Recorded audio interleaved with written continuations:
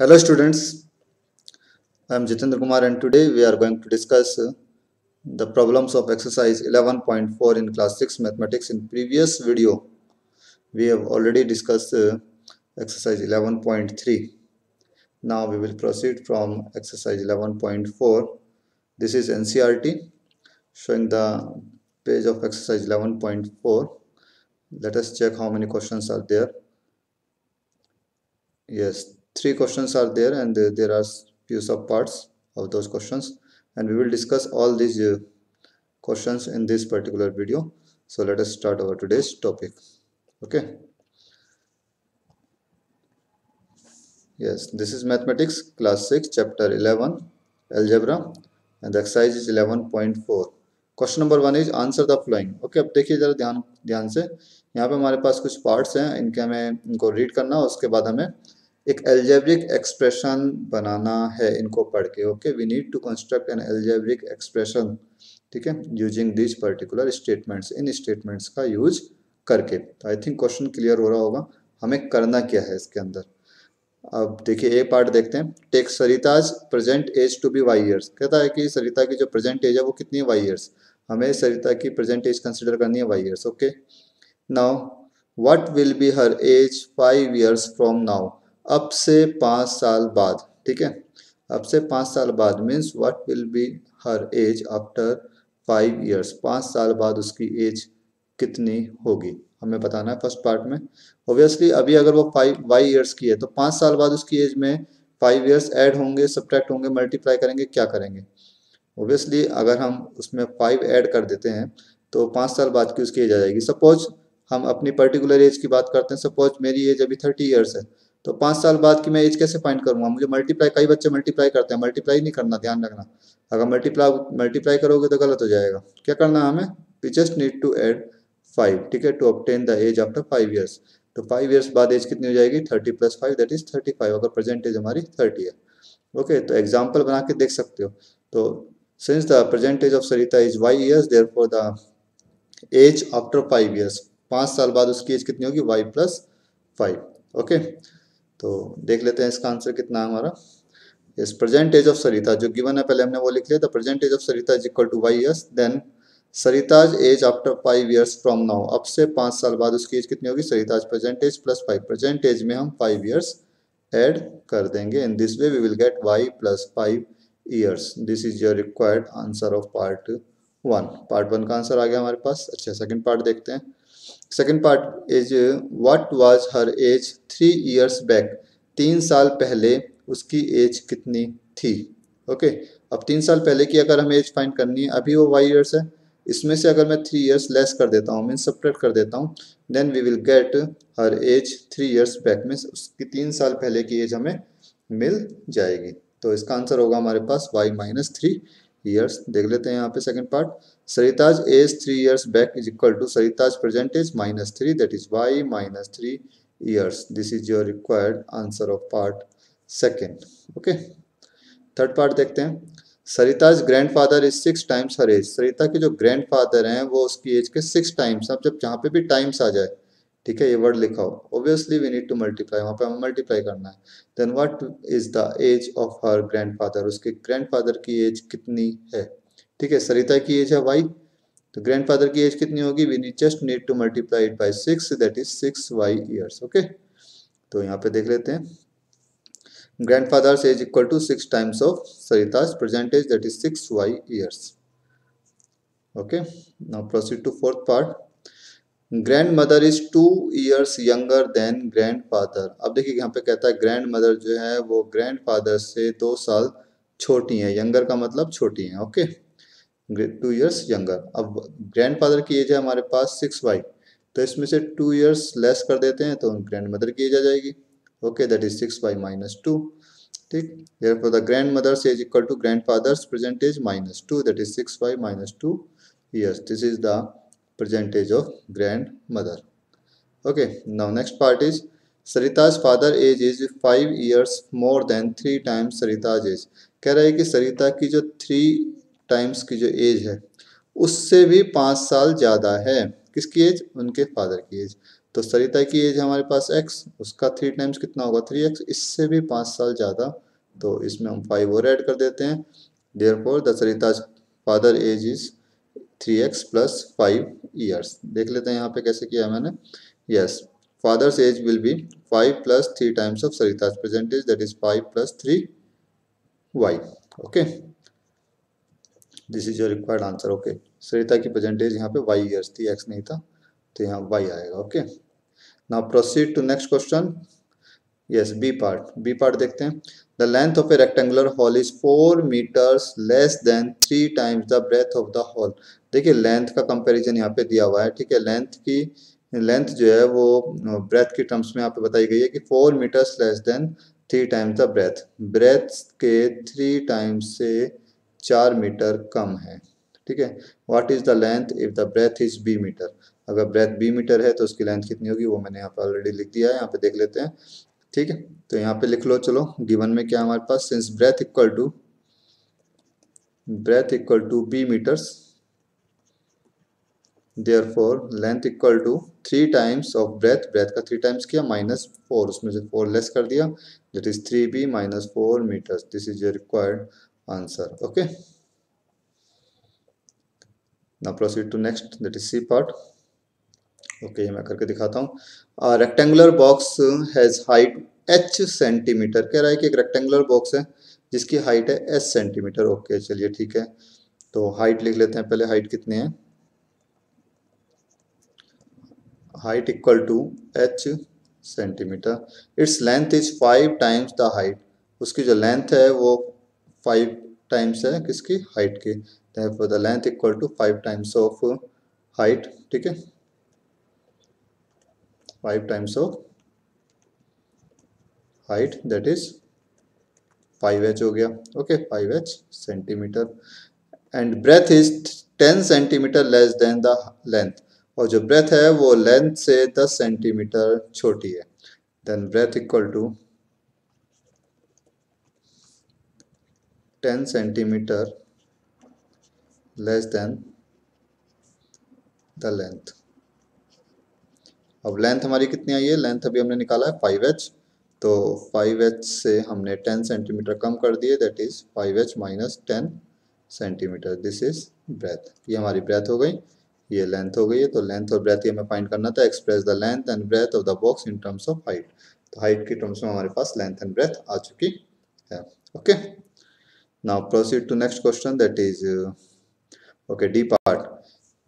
Meena, Beena and Reena. आप देखिए मीना, बीना और रीना 3 लड़कियां हैं, are climbing the steps to the hill top, वो एक हिल पे जा रही हैं। ओके ठीक है, Meena is at step S, Meena किस स्टेप पे है, एस स्टेप पर है। Beena is 8 steps ahead, Beena उससे 8 स्टेप्स आगे है, and Leena 7 steps behind, Leena उससे 7 स्टेप्स पीछे है। ओके, अब देख लीजिए यहाँ पे मीना है, मीना का जो स्टेप है वो है एस नंबर। अब इससे अगर बीना की बात करें तो बीना जो है वो 8 स्टेप्स आगे है, +8, और जो लीना है वो 7 स्टेप्स पीछे है, यानी कि -7 स्टेप्स, ये हमारे पास लीना आ गई। ठीक, now the total number of steps where are Beena and Meena, बताना है कि बीना और मीना कहाँ पे है। चलिए ठीक है, बताएंगे। The total number of steps to the hill top is 10 less than 4 times, ठीक है। जो टोटल नंबर ऑफ स्टेप्स हैं वो कितने हैं कि 10 less than 4 times what Meena has reached, Meena जहाँ पे भी पहुंच चुकी है, ठीक है, उसके 4 टाइम्स से 10 स्टेप्स कम है, ठीक है, टोटल नंबर ऑफ स्टेप्स अगर हम बात करते हैं। Then express the total number of steps using S, तो एस का यूज करते हुए हमें total number of steps find करने हैं। तो पहले देखते हैं कि बीना कहाँ पे, हमें बीना को फाइंड करना है।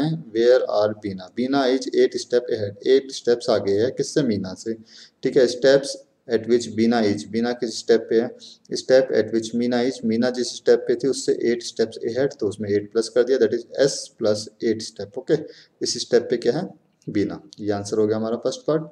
आगे कहता है मीना कहाँ पर है, तो मीना तो ऑलरेडी यहाँ पे गिवन है, लीना पूछा है शायद, चलिए लीना की भी निकालेंगे, लीना कहाँ पे है।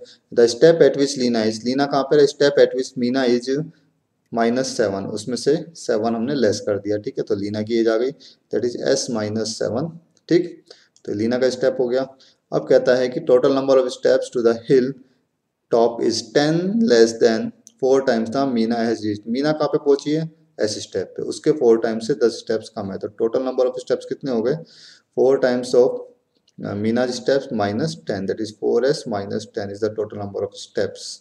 ओके, तो ये हमारा आंसर हुआ थर्ड पार्ट का। ओके, नेक्स्ट पार्ट, ई पार्ट पे चलते हैं। अ बस travels eight v kilometre per our. एक बस जो है इस स्पीड से जा रही है, ठीक है, v kilometre per hour. It is going from Daspur to Bispur, वो दसपुर से बीसपुर की तरफ जा रही है। Okay, after the bus has travelled 5 hours, 5 hours की जर्नी कंप्लीट करने के बाद, देखिए दसपुर से बस जो है वो बीसपुर की तरफ जा रही है 5 घंटे बाद, यानी कि आफ्टर 5 आवर्स। सपोज कि ये बस जो है हमारी यहाँ से इस पॉइंट से इस पॉइंट पे आ जाती है 5 घंटे बाद, ठीक है, 5 आवर्स के बाद। ठीक, बीसपुर is still 20 kilometre away, Bispur अभी भी यहाँ से 20 किलोमीटर की डिस्टेंस पर है, मतलब 20 किलोमीटर अभी भी आगे है। Now what is the distance from Daspur to Bispur, तो दसपुर से बीसपुर की डिस्टेंस कितनी है? तो हम क्या करेंगे, first of all we need to find the distance of this, यानी कि जो उसने 5 आवर्स में कंप्लीट करी है। अब 5 आवर्स में जो उसने डिस्टेंस कंप्लीट करी है उसको कैसे फाइंड करेंगे? किस स्पीड से जा रही है? v किलोमीटर पर आवर, इस स्पीड से आ रही है। स्पीड को अगर हम टाइम से मल्टीप्लाई कर दें, in this way we will get distance, तो हमें क्या मिलती है? डिस्टेंस। तो पहले हम ये डिस्टेंस फाइंड कर लेते हैं, यहाँ से लेके यहाँ तक की डिस्टेंस कितनी है, और उसमें 20 किलोमीटर ऐड कर देंगे। In this way we will get total distance between Daspur and Bispur, Daspur और बीसपुर के बीच की टोटल डिस्टेंस आ जाएगी। अब देखिए हमने लिखा है यहाँ पे speed v kilometre per our. Now distance travelled in 5 hours, 5 hours में कितनी डिस्टेंस कवर करेगा? 5 इंटू वी, ठीक है, टाइम मल्टीप्लाई स्पीड, तो टाइम को स्पीड से मल्टीप्लाई कर दिया, दैट इज 5v किलोमीटर। अब कह रहा है कि since Bispur is still 20 kilometre away, Bispur अभी भी 20 किलोमीटर दूर है, इतनी डिस्टेंस ऑलरेडी कवर कर चुके हैं। इसमें अगर हम ये 20 किलोमीटर जो डिस्टेंस हमारी रह चुकी है, जो अभी कवर करनी है, ठीक है, तो वो ऐड कर देंगे तो हमें मिल जाएगी total distance. Hence the total distance between Daspur and Bispur is equal to 5v plus 20 kilometre. Okay, तो इस फार्मूले पे जरा ध्यान देना है हमें। फार्मूला क्या था वहाँ पे? फार्मूला था speed multiply time equal to distance, distance equal होता है किसके? स्पीड और टाइम की प्रोडक्ट के। ओके, आगे चलते हैं अभी। Question number 2, the change the following statements using expressions into statements in ordinary language. कह रहा है कि अब देखिए यहाँ पे कुछ स्टेटमेंट्स दिए हैं and we need to change those statements into ordinary language. ठीक, इन्हें ऑर्डिनरी लैंग्वेज में कन्वर्ट करना है। ओके, जैसे यहाँ पे एक एग्जांपल भी दिया है, given Salim score R runs in a cricket match, Salim जो है 8 रन स्कोर करता है। And Nalin scores R plus 5 runs. In ordinary language Nalin scores 15 runs more than Salim. अगर हम ऑर्डिनरी लैंग्वेज में कहें तो नलिन ने जो है 15 रन्स ज़्यादा स्कोर किया है सलीम से, या हम ऐसे भी कह सकते हैं Salim scores 15 runs less than Nalin, ठीक है, जैसे भी आप कहना चाहो। ओके, आगे चलते हैं। First part is a notebook cost rupees P, a book cost rupees 3p। एक नोटबुक है उसकी कॉस्ट है p और एक बुक है उसकी कॉस्ट है 3p। तो अगर हम दोनों को कंपेयर करें तो किस तरीके से कंपेयर करेंगे? A book cost 3 times the cost of a notebook, एक बुक जो है उसकी कीमत वो नोटबुक की कीमत का 3 टाइम्स है, ठीक है, 3 टाइम्स है ना। तो अगर हम यहाँ पे देखें the cost of book is 3 times that of notebook. Okay, तो हमने ऑर्डिनरी लैंग्वेज में लिखा है book cost 3 times the cost of a notebook. तो this is a required answer of part A. Part B की तरफ चलते हैं। Tony puts Q marbles on the table, Tony जो है टेबल पर क्यू मार्बल्स रखता है। He has 8 Q marbles in his box, और उसके बॉक्स में 8 क्यू मार्बल्स हैं। तो हम कह सकते हैं कि जितने मार्बल्स उसने टेबल पे रखे हुए हैं, ठीक है, दैट इज क्यू मार्बल्स, उसका 8 टाइम्स उसके पास किस में है? बॉक्स में है। ओके, उसका 8 टाइम्स यहाँ पे बॉक्स में है, 8 Q. Okay, then Tony box contain, Tony के बॉक्स में कितने मार्बल्स है? Tony box contain 8 times the number of marbles on the table, table पे जितने मार्बल्स हैं उसका 8 टाइम्स उसके बॉक्स में। सिंपल। ओके, तो ये हो गया हमारा B part. Now proceed to next, that is C part. Our class has n students, the school has 20 n students. हमारी क्लास में n स्टूडेंट्स हैं, our class has n students while the school has 20 n students, जबकि पूरे school में 20 n स्टूडेंट्स हैं, मतलब 20 टाइम्स ऑफ आवर क्लास, ठीक है, हमारी क्लास में जितने बच्चे हैं उसका 20 टाइम्स पूरे स्कूल में बच्चे हैं, ठीक है। The total number of students in the school is 20 times that of our class, ठीक है। ओके, हमारी क्लास में जितने बच्चे हैं उसका 20 टाइम्स बच्चे पूरे स्कूल में हैं। Total number of students is the in the school is 20 times that of our class strength. Okay, now next part is Jaggu is Z years old. Jaggu की age है Z years. Okay, his uncle age is 4Z years old. उसके uncle 4Z years के हैं and his aunt is 4Z minus 3 years old. उसकी aunt कितनी है 4Z minus 3. अब देखिए पहले तो uncle को compare करते हैं Z से, तो Jaggu's uncle is 4 times that of Jaggu's age. जो अंकल हैं वो 4 टाइम्स हैं किसके, जग्गू की एज के। ओके, और आंटी की अगर बात करें तो वो उसको अंकल से कंपेयर कर देते हैं and his aunt is 3 years younger than his uncle, ठीक है। उसकी जो आंट हैं वो उसके अंकल से 3 ईयर्स छोटी हैं, ठीक। तो Jaggu's uncle is 4 times older than Jaggu, ठीक है। तो जग्गू के जो अंकल हैं वो जग्गू की एज का 4 टाइम्स हैं, while the Jaggu's aunt is 3 years younger than his uncle. उसके अंकल से 3 साल छोटी हैं, यंगर हो गई। ओके, तो ये था हमारा D part. Next E part देखते हैं। In an arrangement of dots there are are rows. अब कोई अरेंजमेंट किया गया है डॉट्स का जिसमें टोटल रोज है आर, ठीक है, आर रोज है। इस तरीके से अगर हम काउंट करें total rows are are. Each row contain 5 dots, और सभी रो में अगर हम एक रो की बात करें तो 5 डॉट्स हैं एक रो में। How many dots are there, 5 rows, 5 dots are there. Then total number of, हम आइडेंटिफाई कर सकते हैं easily, the total number of dots is 5 times the number of rows. जो टोटल नंबर ऑफ डॉट्स हैं उस arrangement में वो कितने हैं, जितनी भी रो हैं उसके 5 टाइम्स हैं, ठीक है। Clear. Now proceed to next question number 3। Easy question है, जरा ध्यान से देखना। Given Munnu's age to be X year, कह रहा है कि मुन्नू जो है उस एक्स साल का है and can you guess what X minus 2 में शो। तो एक्स माइनस 2 किसको रिप्रेजेंट करेगा, हमें गेस करना है, ठीक है। Can you guess what X plus 4 में शो, और ये भी हमें गेस करना है कि एक्स प्लस 4 किसको शो करता है एंड 3x प्लस 7 में शो, 3x प्लस 7 किसको शो करेगा। अब देखिए जरा, मुन्नू की एज अगर एक्स ईयर्स है तो हम इसे ऐसे भी कह सकते हैं कि जो x माइनस 2 है वो मुन्नू की एज, मतलब मुन्नू की ही एज है लेकिन 2 साल पहले की है। इसे ऐसे प्रेजेंट एज से 2 साल पहले की एज, या ऐसा कह सकते हैं कि x माइनस 2 जो है किसी दूसरे आदमी की एज है जो उससे 2 साल छोटा है, मुन्नू से 2 साल छोटा है, ठीक। सिमिलरली x प्लस 4 की बात करें तो x प्लस 4 किसी एक ऐसे पर्सन की एज हो सकती है जो मुन्नू से 4 साल बड़ा है।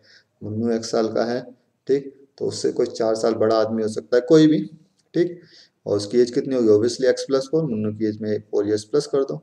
सिमिलरली 3x प्लस 7 की अगर बात करें तो ये भी किसी ऐसे व्यक्ति की एज है जो मुन्नू की एज के 3 टाइम्स से भी 7 ईयर्स ज़्यादा है।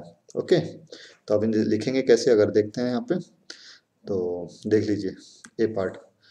गिवन मुन्नूज, ये था answer. x minus 2 represent the age of person, ये उस पर्सन की एज है who is 2 years younger than Munnu, जो मुन्नू से 2 साल छोटा है, ठीक है, उसको रिप्रेजेंट करता है x माइनस 2। सिमिलरली अगर x प्लस 4 का बात करते हैं, x plus 4 represents the age of a person who is 4 years elder than Munnu, जो 4 साल बड़ा है मुन्नू से, ठीक है। तो जरूरी नहीं है कि हम किसी और पर्सन के फॉर्म में यहाँ पे आंसर लिखें, हम मुन्नू की एज को मुन्नू के रूप में ही रिप्रेजेंट भी कर सकते हैं। इस तरीके से भी लिख सकते हैं कि x minus 2 represents मुन्नूज as 2 years before, ठीक है, 2 साल पहले की एज की बात करते हैं प्रेजेंट एज से, ठीक। और x plus 4 represent the age of Munnu's 4 years after, means 4 साल बाद की एज, ठीक है, ऐसे भी लिख सकते हैं। Similarly, 3x plus 7 की अगर बात करें, 3x plus 7 represents the age of a person who is 7 years more than the 3 times of मुन्नू's age। Munnu की एज का जो 3 टाइम्स है उससे भी 7 साल बड़ा है कोई व्यक्ति, ठीक है, उसकी एज है 3x plus 7। ओके, तो ये हमारे तीनों पार्ट हो गए यहाँ पे। बी पार्ट देखते हैं अभी बी पार्ट में देखते हैं क्या क्या दिया है। Given Sara's age today to be Y years, आज सारा जो है वाई ईयर्स की है, ठीक है, प्रेजेंट एज है आज सारा की। ना think of her age in the future और इन पास्ट। अब इसकी पास्ट की एज और फ्यूचर की एज हमें देखनी है। पास्ट की एज के लिए हम क्या करेंगे और फ्यूचर की एज के लिए हम क्या करेंगे। ना what will be the following expression indicate, ये एक्सप्रेशन क्या इंडिकेट करते हैं हमें बताना है, whether this expression indicate the future age और पास्ट एज, हमें सिर्फ इतना आइडेंटिफाई करना है। अब देखिए अभी वो वाई ईयर्स की है तो वाई प्लस 7 किसको इंडिकेट करेगा, हर प्रेजेंट एज और फ्यूचर एज और पास्ट एज। ऑब्वियसली y+7 कुछ प्लस किया जा रहा है उसकी प्रेजेंट एज में, y+7 represents age of Sara's in future, तो ये उसकी फ्यूचर की एज को रिप्रेजेंट करता है। सिमिलरली y-3 की अगर बात करें, y-3 years represent the age of Sara's in past, ये पास्ट की एज को रिप्रेजेंट करता है, 3 साल पहले की एज को रिप्रेजेंट करता है। ठीक है, अब देखिए यहाँ पे y में 4 होल 1/2 मीनिंग 4.5 साल उसमें ऐड कर दिए हैं। ठीक है, 4.5 ईयर्स ऐड किए गए हैं प्रेजेंट एज में। Therefore y+4 whole 1/2 years represent age of Sara in future, ये फ्यूचर की एज है, आज से 4.5 साल बाद की एज है। Okay, similarly y-2 whole 1/2 years represent age of Sara in past. ठीक है, तो प्लस माइनस देख के हम ऐड करते हैं प्रेजेंट एज में तो फ्यूचर की एज बन जाएगी, अगर हम प्रेजेंट एज में से सब्ट्रैक्ट करते हैं कुछ भी तो वो पास्ट की एज होगी। सिंपल, बिल्कुल सिंपल क्वेश्चन है।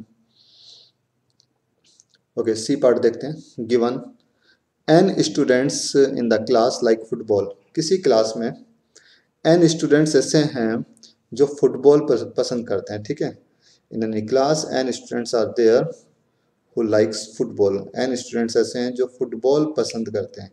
व्हाट मे 2n शोज, तो 2n किसको शो करता है? ठीक, तो 2n शो करता है उन बच्चों की स्ट्रेंथ को जो फुटबॉल के ट्वाइस है। Simple, 2n shows the twice of number of students who like football, football को जितने बच्चे पसंद करते हैं उसका ट्वाइस है, ट्वाइस नंबर है किसका? नंबर ऑफ स्टूडेंट है, उसके ट्वाइस जो है 2n को शो करता है। ठीक है, 2n shows the twice of number of students who like football. Similarly, what may n/2 shows the half of number of students who like football, जो बच्चे फुटबॉल को पसंद करते हैं उसके हाफ नंबर ऑफ स्टूडेंट्स है n/2। सिंपल, हाफ को represent कर रहा है, यहाँ पर डिवाइड कर रहे हैं इट मीन्स हाफ हो गया, यहाँ पे मल्टीप्लाई करते हैं 2 से इट मीन्स ट्वाइस हो गया। सिंपल, तो ये था हमारा क्वेश्चन नंबर 3। तो आज के लिए इस वीडियो में इतना ही, नेक्स्ट वीडियो में हम डिस्कस करेंगे next exercise. Till then, take care, bye bye, thank you. In case you feel any problem you can ask me your problems anytime. Okay, thank you.